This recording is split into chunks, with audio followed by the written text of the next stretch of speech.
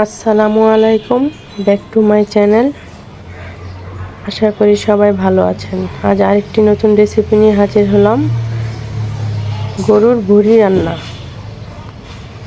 প্রথমে আমি চুলাতে ফ্রাই প্যান দিয়ে দিব, তারপর এলাচ, তেজপাতা, দারচিনি এগুলো দিয়ে তেলে একটু ফ্রাই করে নেব।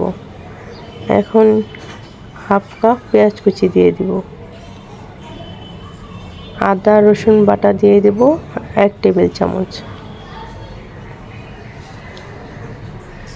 এখন আমি 1 চা চামচ মরিচ গুঁড়ো, 1 চা চামচ হলুদ গুঁড়ো, 1 চা চামচ ধনিয়া গুঁড়ো, 1 চা চামচ জিরা গুঁড়ো, হাফ চামচ এলাচ গুঁড়ো, স্বাদ মতো লবণ দিয়ে ভালো করে কষিয়ে নেব।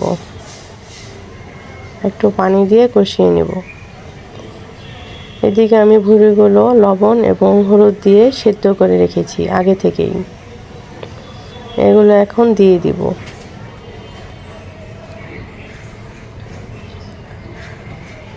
আমি ঢাকনা দিয়ে ভালো করে কষিয়ে নেব।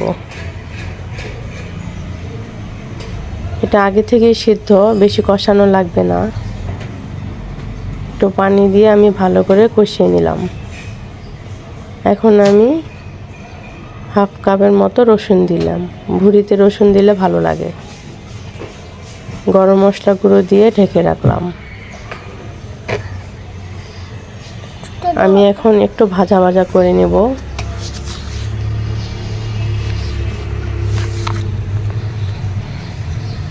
কিছু কাঁচামরিচ দিব।